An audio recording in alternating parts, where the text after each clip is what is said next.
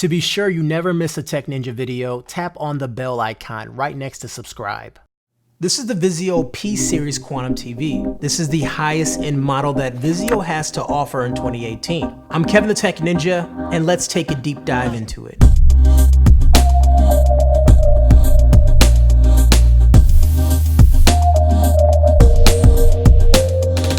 The design of the P-Series Quantum is solid. The stands are made from metal and they're very large. Not as skinny and svelte as you see with the QLED series from Samsung, but nonetheless they're attractive and clean. They also do not provide any cable management as we would hope to see on a premium TV. The borders around the TV are very thin at 0.35 inches, and this gives it a near borderless experience. The back of the TV is pretty thin, but it does poke out towards the middle a little bit. It's 2.72 inches thick, but it does appear much thinner when viewing it head on and also once you have it wall mounted. The way the TV looks, it's very similar to flagship TVs of 2018, even ones that are more expensive. It has these thin metal legs, it has these really thin borders, and overall just looks like a really nice TV. In total, we have 5 HDMI ports, 1 USB port, digital optical out, RCA component composite, tuner, and Ethernet. It does support HDR10 and Dolby Vision Arc, and also Wi-Fi with 5 GHz. The picture quality on the Quantum is really good. One negative thing I will say, however, is that the viewing angles are subpar. So if you're viewing this in a room with a larger couch, this is something you may notice towards the edges. On the flip side, the wide color gamut and the brightness with HDR content is fantastic. The contrast ratio and full array local dimming, it lets the blacks appear deeper even in rooms without lights. Even with SDR, the content appears to be great with highlights, and when playing NBA 2K19, Spider-Man, and God of War, the colors popped off really well, and the images didn't show any signs of ghosting or input lag. HDR looked amazing as it reflected off the water on the ground when Spider-Man, and the view of the city felt rich with colors. It gamed just as well as other TVs, even ones that were more expensive. Although 4K and 1080p looks great, standard definition from an antenna just looks really bad. It's blocky and somewhat disappointing.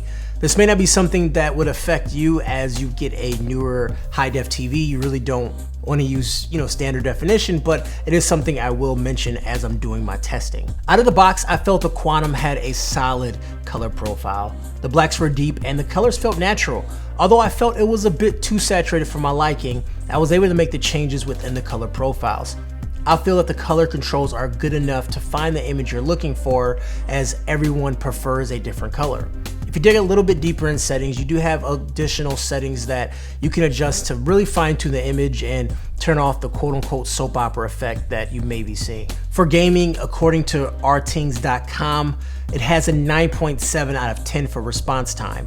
I don't have any type of tool to test response time, so I just use the eye test and I use the gaming test. I play games that I play all the time and see how it's responding back and forth, but then I rely on professional websites like rtings to give me the actual readout. And rtings feel is right up there with the more premium TVs. As I said, it gave it a score at 9.7 out of 10. So if you're looking to game, definitely you can use this TV. The response time is just great. And like I said, I do it by the eye test. I play games I play often, and I'm not seeing any type of lag or any sort of ghosting or anything like that when playing these games. Now what's nice about this TV is that every port but one supports HDMI 2. Too often you'll see a TV that only has one of these ports, but this TV gives you 4 of them. Port 5 is a low bandwidth port that doesn't have HDR, but it's made for hardcore gaming where HDR may not be as important, but performance is. Now I did test this port playing some of my same games, and it felt pretty much the same,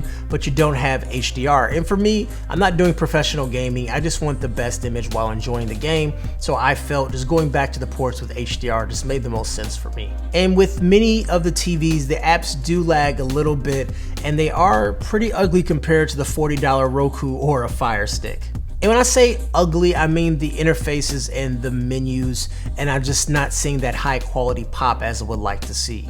Now, I've seen other TVs that they were far worse, but for me, I just want everything to look like it's in 4K. I want this full 4K experience, and I feel that these images are scaled up to 4K. This also isn't an app store, so you can't go out and download more apps. So if it's not there, it's just not there. Also, it does have support for Amazon Echo and Google Home, which gives you the ability to turn the TV off and on with your remote, which is pretty nice. The remote is pretty boring with no bells and whistles like voice control, but the app is pretty sick.